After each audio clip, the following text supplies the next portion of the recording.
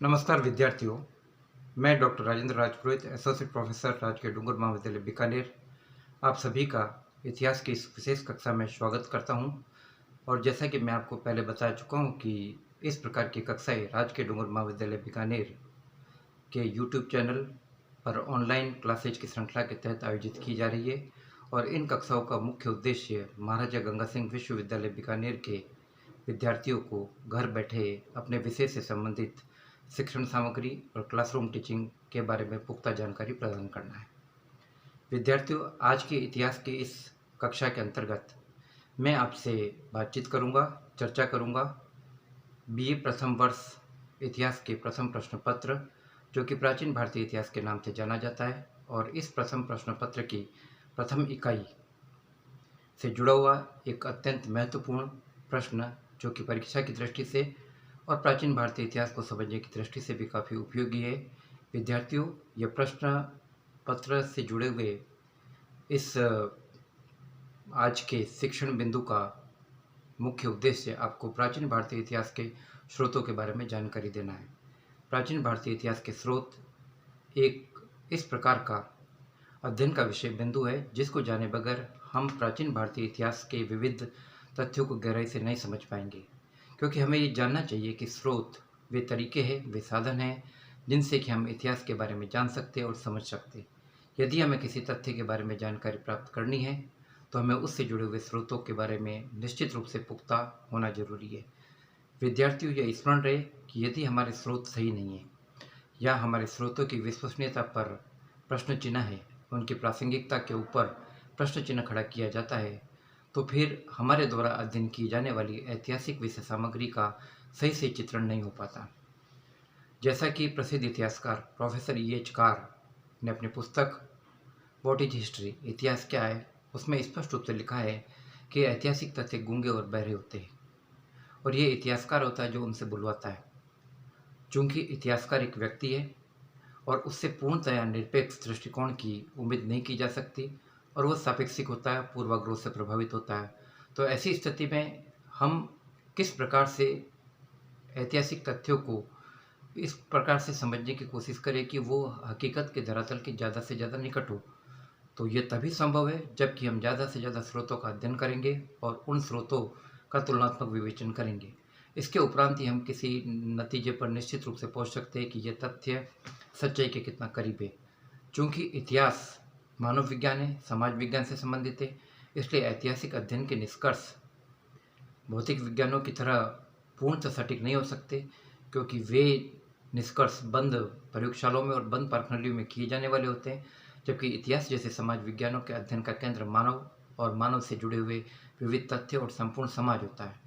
और यह उस समय और भी ज़्यादा चुनौतीपूर्ण हो जाता है जब हम एक ऐसे इतिहास के बारे में बात कर रहे हैं, एक ऐसे युग के बारे में बात कर रहे हैं, एक ऐसे कालखंड से जुड़े हुए तथ्यों की समीक्षा कर रहे हैं जिसे न हमने कभी आंखों से देखा है, न कानों से सुना है।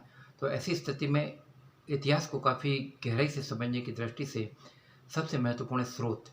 स्रोत उतने ही महत्वपूर्ण है जितने कि मकान के निर्माण के दौरान की जाने वाली वह प्रक्रिया जिसे हम नींव स्थापना के नाम से जानते हैं। यदि मकान की नींव कमज़ोर है तो मकान कमज़ोर होगा। और यदि ऐतिहासिक घटनाओं का अध्ययन करते समय हमने स्रोतों की विश्वसनीयता को ज़्यादा से ज़्यादा तुलनात्मक दृष्टि से जांचने की कोशिश नहीं की, तो ऐसी स्थिति में ऐतिहासिक घटनाओं का सही से निरूपण किया जाना काफ़ी मुश्किल होगा। आइए हम इस बारे में बात करते हैं प्राचीन भारतीय इतिहास से जुड़ी हुई घटना के बारे में पाश्चात्य इतिहासकारों का जो दृष्टिकोण था वह क्या था। पाश्चात्य इतिहासकारों, विशेष रूप से प्रोफेसर मैक्स मूलर और प्रोफेसर एल्फिंस्टन ने अपने विवेचन में ये लिखा है, वे लिखते हैं कि प्राचीन भारतीय निवृत्ति मार्गी परंपरा के अनुयायी थे। वे जीवन के भौतिक सुखों और ऐहिक सुखों के प्रति ज़्यादा गंभीर नहीं थे। तो ऐसी स्थिति में उन्होंने अपने द्वारा किए जाने वाले ऐतिहासिक निरूपण को स्वर्ग और नरक जैसी संकल्पनाओं से जोड़कर देखा और उसको तर्क की कसौटी पर परखने की कोशिश नहीं की। और वो ये भी लिखते हैं कि इसी कारण प्राचीन भारतीय इतिहासकारों में ऐतिहासिक बुद्धि का अभाव था। हम सबका ये मानना है और विशेष रूप से मैं इस चीज़ को मानता हूँ कि पाश्चात्य इतिहासकारों ने जो विश्लेषण किया वो अपने दृष्टिकोण से किया। और यह कहना कि भारतीय इतिहासकारों में या प्राचीन भारतीय लोगों में, जनमानस में ऐतिहासिक बुद्धि का अभाव था, मैं इस तथ्य से पूरी तरीके से सहमत नहीं हूँ। क्योंकि हमारे पुराणों में, हमारे धार्मिक ग्रंथों में राजवंशों की सूचियाँ मिलती है, पौराणिक राजाओं का विवरण मिलता है और युगों की संकल्पना मिलती है। पुराणों में तो स्पष्ट रूप से जब ये कहा जाता है कि सर्गश्च प्रति सर्गश्च वंशो मनवंतराणि च, तो इससे स्पष्ट रूप से जाहिर होता है कि प्राचीन ग्रंथ व विशेष रूप से पुराण, इनमें स्पष्ट रूप से प्राचीन राजवंशों की सूचियाँ मिली हुई है। इसी प्रकार से वैदिक ग्रंथों और नाराशंसी सूची और ग्रंथावलियों में भी इतिहास से संबंधित जानकारी मिलती है। और स्पष्ट रूप से विद्यार्थियों में आपको ये बताना चाहता हूँ कि इतिहास हमारे यहाँ प्राचीन भारत में इतना ज़्यादा महत्वपूर्ण था कि इतिहास को पंचम वेद के नाम से जाना गया। कौटिल्य के अर्थशास्त्र में और छांदोग्य उपनिषद में स्पष्ट रूप से इतिहास को पांचवा वेद कहा गया है। तो ऐसी स्थिति में यह नहीं कहा जा सकता कि प्राचीन भारतीय इतिहासकारों में ऐतिहासिक बुद्धि का अभाव था। तुलना का एक तरीका हो सकता है। पाश्चात्य इतिहासकारों ने जब भी ये तुलना की तो उन्होंने इतिहास की संकल्पना को उनके अपने दौर 20वीं शताब्दी की ऐतिहासिक संकल्पनाओं के दृष्टिकोण पर परखने की कोशिश की, जो संभव नहीं है। उन्होंने प्राचीन भारतीय इतिहास की संकल्पना को यूनानी इतिहासकार थ्यूसिडाइस, जो कि वैज्ञानिक इतिहास का जन्मदाता माना जाता है, उससे तुलना करने की कोशिश की, जो भी समीचीन नहीं कहा जा सकता, जो एक प्रकार से अन्याय ही कहा जाएगा। क्योंकि हम आज से 2500-3000 साल पहले के इतिहास की संकल्पना को और ऐतिहासिक अध्ययन की पद्धतियों को आज के मापदंड के ऊपर रखकर उसकी तुलना नहीं कर सकते। वहाँ के मापदंड में रखने तो तुलना उसी आधार पर की जानी चाहिए। तो ऐसी स्थिति में यह नहीं कहा जा सकता कि इतिहास बुद्धि का अभाव था। और मैं स्पष्ट रूप से ये कहना चाहूँगा कि 1149 ईस्वी में कश्मीर का इतिहास लिखा गया। कश्मीर का इतिहास जो कल्हण ने लिखा, राजतरंगिणी के नाम से लिखा, वह इतिहास स्पष्ट रूप से वैज्ञानिक इतिहास की कसौटी पर खरा उतरता है। और कल्हण उसके अंदर स्पष्ट रूप से कहता है कि एक सच्चे इतिहासकार का उद्देश्य ये होता है कि वह राग, द्वेष, लोभ, लालच आदि अपनी व्यक्तिगत भावना से ऊपर उठकर सही मायने में इतिहास का चित्रण करे। जो सही है उसको सही बताए और जो गलत है उसको गलत बताए। तो ऐसी स्थिति में जब इस प्रकार की सोच हमारे इतिहासकारों में मौजूद थी, तो यह आरोप लगाना कि प्राचीन भारतीय इतिहासकारों में वैज्ञानिक दृष्टिकोण का अभाव था, इसको उचित नहीं कहा जा सकता। आज की यह कक्षा, जो कि प्राचीन भारतीय इतिहास के स्रोतों के अध्ययन से संबंधित है, एक विस्तृत कक्षा है और इस कक्षा को मैं कुल 3 भागों में बांटकर आपसे बात करना चाहूँगा। और आज इसके प्रथम भाग में मैं आपसे ऐतिहासिक स्रोतों के बारे में बात करूँगा। आइए सबसे पहले मैं आपको इसकी पृष्ठभूमि के बारे में बताता हूँ। प्राचीन भारतीय इतिहास के अध्ययन के स्रोतों को कुछ अलग अलग कैटेगरी में बांटा जाता है। मोटे तौर पर 2 कैटेगरी में इनका वर्गीकरण किया जाता है। पहली श्रेणी साहित्य से संबंधित है, जिनको हम साहित्यिक स्रोत कहते हैं, और दूसरी श्रेणी पुरातात्विक स्रोतों से संबंधित है, जो पुरातात्विक अध्ययन पर टिकी हुई है। साहित्यिक स्रोत वे होते हैं जो हमें ग्रंथों के रूप में मिलते हैं, किताबों के रूप में मिलते हैं, लिखित विवरणों के रूप में मिलते हैं। ये धार्मिक स्रोत भी हो सकते हैं, जैन धर्म से संबंधित, बौद्ध धर्म से संबंधित, वैदिक धर्म से संबंधित, या धर्मनिरपेक्ष ग्रंथ जिनका ताल्लुक धर्म से नहीं था, जो जन सामान्य से जुड़ी हुई बातों को पेश कर सकते थे। या फिर ये विदेशी यात्रियों के विवरणार्थ के रूप में भी हो सकते थे, जैसे मैगनीची इंडिका है, सिकंदर के साथ आए यात्रियों का विवरण है, Nearchus, Onesicritus, Aristobulus, Ptolemy, Pliny, Deimachus, डाइमेज, इन तमाम प्रकार के विदेशी यात्री जो हिंदुस्तान में आए, फाइयाने, वेनसांगे, के विवरण हो सकते हैं। दूसरी कैटेगरी आती है पुरातात्विक स्रोतों की। पुरातात्विक स्रोत वे होते हैं जो पुरातात्विक विषय वस्तु से जुड़े हुए होते हैं, जमीन और जमीन से जुड़े हुए तथ्य, जैसे चट्टानों पर लिखे गए अभिलेख जो चट्टानी अभिलेख कहलाते हैं, गुफाओं पर लिखे गए अभिलेख जो गुफा अभिलेख कहलाते हैं, मूर्तियों पर लिखे गए अभिलेख जो मूर्ति अभिलेख कहलाते हैं, सिक्के भी हो सकते हैं। इस प्रकार की जो विशेष सामग्री पुरातात्विक स्रोतों से जुड़ी हुई है, उनको पुरातात्विक स्रोत कहते हैं अध्ययन के। यदि हम इन दोनों स्रोतों में तुलना करें, विश्वसनीयता की बात करते हैं, रिलायबिलिटी की बात करते हैं, तो इसमें कोई भी संदेह नहीं है कि पुरातात्विक स्रोत साहित्यिक स्रोतों की तुलना में ज़्यादा विश्वसनीय है, ज़्यादा पुख्ता है, ज़्यादा यकीन के काबिल है। क्योंकि इनमें आसानी से हेर फेर नहीं किया जा सकता, बदलाव नहीं किया जा सकता, और यदि बदलाव करने की कोशिश की गई तो वो कोशिश स्पष्ट रूप से नजर आती है। और ये बात साहित्यिक स्रोतों में संभव नहीं है। उनमें बदलाव भी हो सकता है, उनमें परिवर्तन भी हो सकता है, कुछ अंशों को हटाया जा सकता है, कुछ नए अंशों को जोड़ा जा सकता है जो प्रक्षिप्त अंश कहलाते हैं। जैसे कि हम ऋग्वेद को देखते हैं तो हमें पता पड़ता है कि ऋग्वेद के काफ़ी अंश उसमें बाद में जोड़े गए। इसी प्रकार जब हम महाभारत के विकास की गाथा को देखते हैं तो हम इस बात से इनकार नहीं कर सकते कि महाभारत में भी कुछ अंश बाद में जोड़े गए होंगे, क्योंकि शुरुआती दौर में महाभारत 8,800 श्लोकों से युक्त ग्रंथ था और तब ये जय संहिता के नाम से कहलाता था। बाद में इसमें श्लोकों की तादाद 24,000 हो गई। ये भारत संहिता के नाम से जाना गया और वर्तमान में ये 1 लाख श्लोकों से युक्त थे और महाभारत कहलाता। तो 8,800 से लेकर 1 लाख तक की जो महाभारत के विकास की गाथा है, तो उसमें इस बात से इनकार नहीं किया जा सकता कि काफ़ी अंश प्रक्षेप अंशों के रूप में बाद में जोड़े गए होंगे। लेकिन इसका मतलब ये नहीं है विद्यार्थियों कि साहित्यिक स्रोत का कोई उपयोगी नहीं है। साहित्यिक स्रोत अपनी दृष्टि से महत्वपूर्ण उपयोगी है। जहाँ पे पुरातात्विक स्रोत नहीं मिलते हैं हमारे सामने, वहाँ अध्ययन का सारा साहित्यिक स्रोत ही होता है। और यदि कोई विषय वस्तु ऐसी है, कोई ऐतिहासिक तथ्य ऐसा है जिसका उल्लेख पुरातात्विक स्रोत भी कर रहे हैं और जिसका उल्लेख साहित्यिक स्रोत भी कर रहे हैं, तो वो स्रोत ज़्यादा ऑथेंटिक हो जाता है, ज़्यादा विश्वसनीय हो जाता है, ज़्यादा प्रामाणिक हो जाता है। जैसे कि पतंजलि के महाभाष्य और गार्गी संहिता के युग पुराण, ये दोनों ही साहित्यिक प्रमाण हैं। इनमें जानकारी मिलती है कि पुष्यमित्र शुंग ने यवनों को हराने के बाद अश्वमेध यज्ञ का संपादन किया और इसी बात की जानकारी पुष्यमित्र शुंग के नवे वंशज धनदेव, जो कि अयोध्या में शासन कर रहा था, उसके नवे वंशज धनदेव के अयोध्या अभिलेख में स्पष्ट रूप से जानकारी मिलती है, जिसमें वो ये कहता है कि मेरे महान पूर्वज पुष्यमित्र शुंग ने एक नहीं बल्कि 2-2 अश्वमेध यज्ञों का संपादन किया। तो ये काफ़ी महत्वपूर्ण स्रोत है। जब किसी ऐतिहासिक घटनाक्रम की पुष्टि दोनों ही स्रोतों से हो रही है, तो उस स्रोत की विश्वसनीयता के ऊपर प्रश्न चिन्ह नहीं लगाया जा सकता है, बल्कि उसके पुख्ता होने की छाप और भी ज़्यादा मजबूत हो जाती है। तो ऐसी स्थिति में साहित्यिक स्रोत काफ़ी महत्वपूर्ण है। और मैं आपको स्पष्ट रूप से बता दूं कि हमारे प्राचीन राजवंशों की राजाओं की सूचियों और उनका विवरण तो पुराणों के अंदर मिलता है। अग्नि पुराण के अंदर स्पष्ट रूप से इस बात की जानकारी है। भविष्य पुराण में भी राजवंशों की सूचियाँ मिलती है। तो ये साहित्यिक स्रोत काफ़ी महत्वपूर्ण है और इनको नकारा नहीं जा सकता। तो हम इस कैटेगरी में बांटकर इन सारी चीज़ों को देखेंगे। तो आज मैं आपसे सबसे पहले बात करूंगा साहित्यिक स्रोतों के बारे में। साहित्यिक स्रोतों की कैटेगरी को 3 भागों में बांटकर देखा जाएगा। तो मैं आज की कक्षा में इन सारे बिंदुओं को कवर करने की कोशिश करूंगा और जैसा कि मैंने बताया कि ये क्लास मैं 3 भागों में लूँगा, तो इन 3 भागों के अंदर प्राचीन भारतीय इतिहास के स्रोतों को पूरी तरीके से और गहराई के साथ समझने की कोशिश की जाएगी। क्योंकि मेरा ये मानना है कि भले ही कक्षा लंबी हो, लेकिन तथ्यों का गहराई के साथ विश्लेषण होना जरूरी है। केवल बीए प्रथम वर्ष की परीक्षा में ही अच्छे अंक पाना आपका मकसद नहीं होना चाहिए, बल्कि आपको गहराई के साथ ज्ञान हासिल करने की ज़रूरत है, क्योंकि आगे चलकर ज्ञान ही आपका सबसे ज़्यादा बड़ा सहारा बनेगा। तो साहित्यिक स्रोतों के बारे में सबसे पहली बात मैं करूँगा धार्मिक स्रोतों के बारे में।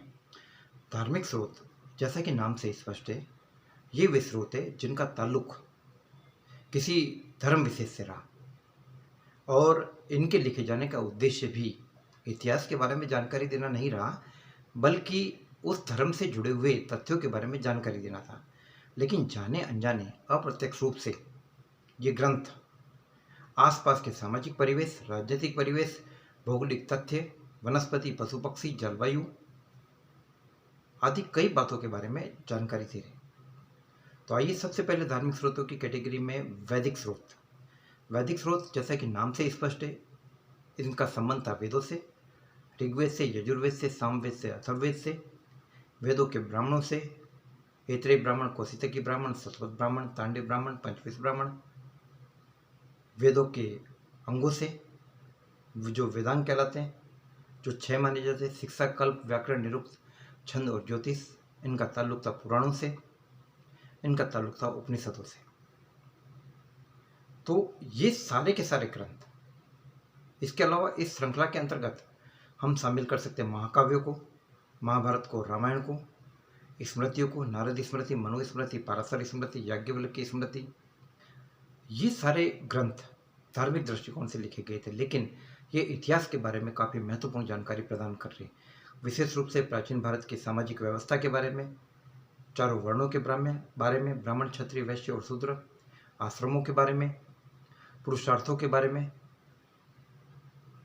धर्म, अर्थ, काम, मोक्ष, इन सब के बारे में ये बात कर रहे हैं। फॉर एग्जाम्पल मैं आपको ऋग्वेद का उदाहरण देता हूँ। ऋग्वेद, जो कि वैदिक ग्रंथों की सूची में सबसे बड़ा और सबसे प्राचीन 1028 सूक्तों वाला यह ग्रंथ काफ़ी महत्वपूर्ण ग्रंथ है। यह वैदिक देवमंडल के इतिहास के बारे में जानकारी देता ही है, साथ ही साथ उस दौर के राजनीतिक घटनाक्रम को भी बताता है। जैसे कि हमें एक प्रसिद्ध युद्ध का उल्लेख मिलता है जो इतिहास में 10 राजाओं के युद्ध के नाम से जाना जाता है और जिसको वैदिक ग्रंथों में 10 राज्य युद्ध के नाम से जाना गया है। ये युद्ध परुष्णी नदी रावी नदी के किनारे लड़ा गया था और इस लड़ाई में भरत जनपद के राजा सुदास का मुकाबला था एक ऐसे समूह से जिसका नेतृत्व कुल 10 राजा कर रहे थे। इस युद्ध में सुदास की जीत हुई। यह युद्ध एक ऐसा उदाहरण था जो उस दौर के राजनीतिक घटनाक्रम, उसमें होने वाले बदलाव और परिवर्तन को बता रहा था। और ये काफ़ी महत्वपूर्ण विषय वस्तु है कि सुदास, जो कि आर्य जनपद का राजा था, जो अपने आप को आर्य जनपद का राजा मानता था, उसका मुकाबला 10 राजाओं का एक ऐसा संघ कर रहा है जिसमें आर्य जनपद भी है और अनार्य जनपद भी है। तो कहने का मतलब है कि आर्य और अनार्यों के सम्मिश्रण का भी इसमें उल्लेख मिलता है।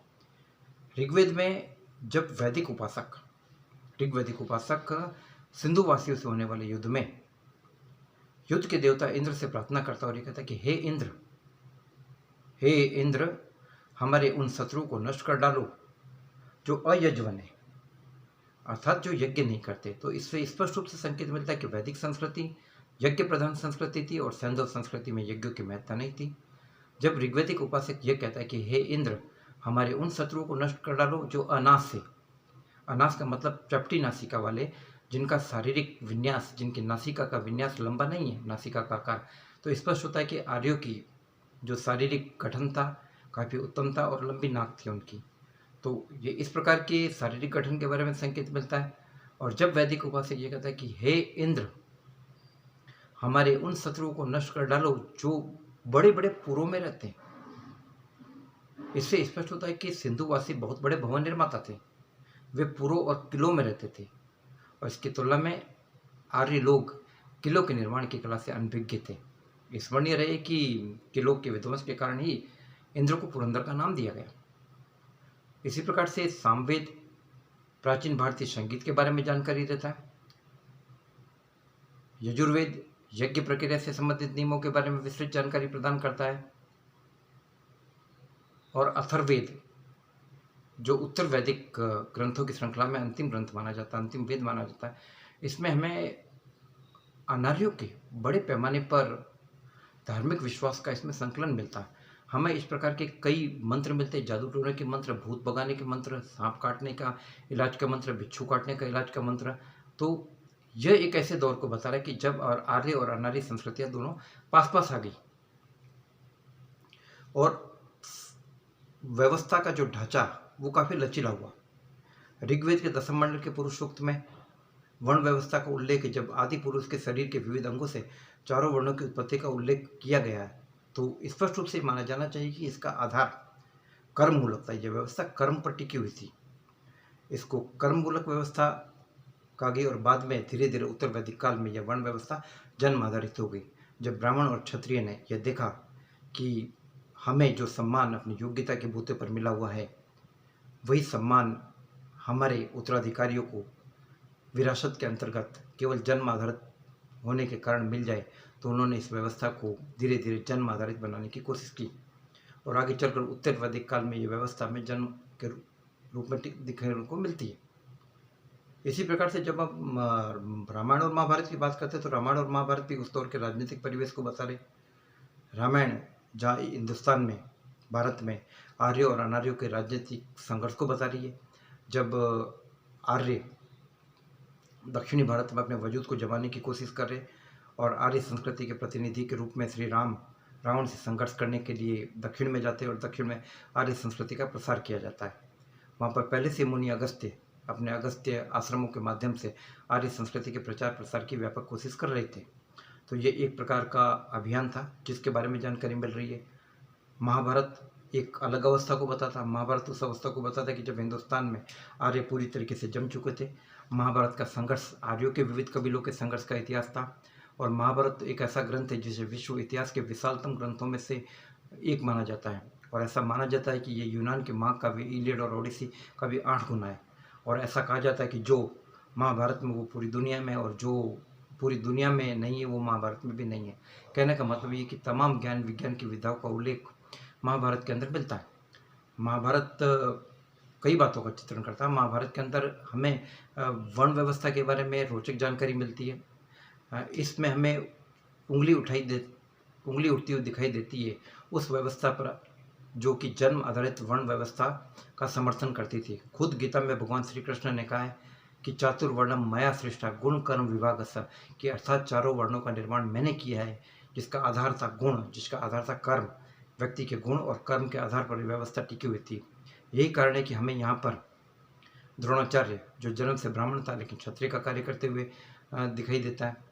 इसी प्रकार से कर्ण, अंगराज कर्ण, जो बेसिकली कुंती पुत्र था, लेकिन कुंती पुत्र होने से पहले जब उसकी पहचान सूत पुत्र के रूप में थी, इसके बावजूद उसने हथियार विद्या हासिल की, शस्त्र विद्या हासिल की और अर्जुन को चुनौती दी।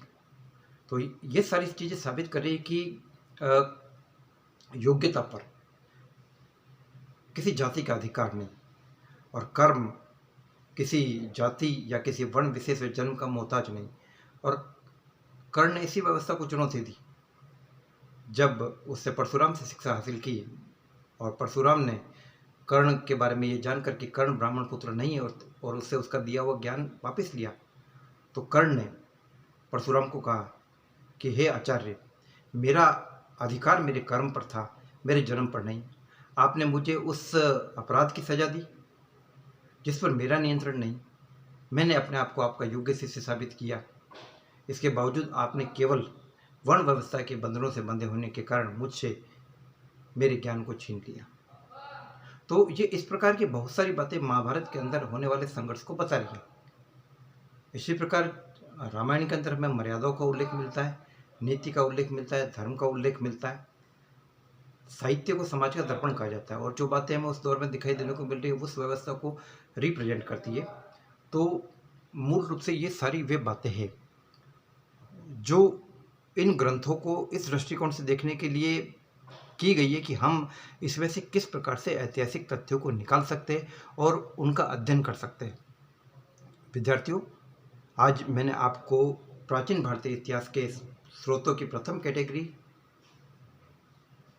जो साहित्यिक स्रोत के नाम से जानी जाती है, और उसका उपवर्गीकरण, पहला उपवर्गीकरण जो कि धार्मिक स्रोत कहलाता है और जिसको हम 3 कैटेगरी में देखेंगे कुल मिलाकर, तो उसके अंदर से पहली कैटेगरी वैदिक साहित्य के स्रोतों को मैंने आपको गंभीर रूप से समझाने की कोशिश की और स्रोतों की उपयोगिता और इन सारी चीज़ों के बारे में बताया। अब इससे आगे की क्लास में मैं आपसे बात करूंगा जैन धर्म के स्रोतों के बारे में और बौद्ध धर्म के स्रोतों के बारे में और धर्मनिरपेक्ष स्रोतों के बारे में। तब तक आप मेरे द्वारा बताई गई इन चीज़ों को काफ़ी गंभीरता से समझने की कोशिश कीजिए, और यदि इस बारे में कोई भी आपको दिक्कत हो, कोई भी समस्या हो, तो मेरे व्हाट्सएप नंबर 9928482295 पे आप संपर्क कीजिए। मैं आपके इतिहास विषय से जुड़ी हुई समस्या के हर समाधान के लिए तत्पर रहूँगा। अच्छा पढ़िए, पठन से ज़्यादा मनन कीजिए और तथ्यों को गहराई से समझने की कोशिश कीजिए। जय हिंद, जय भारत।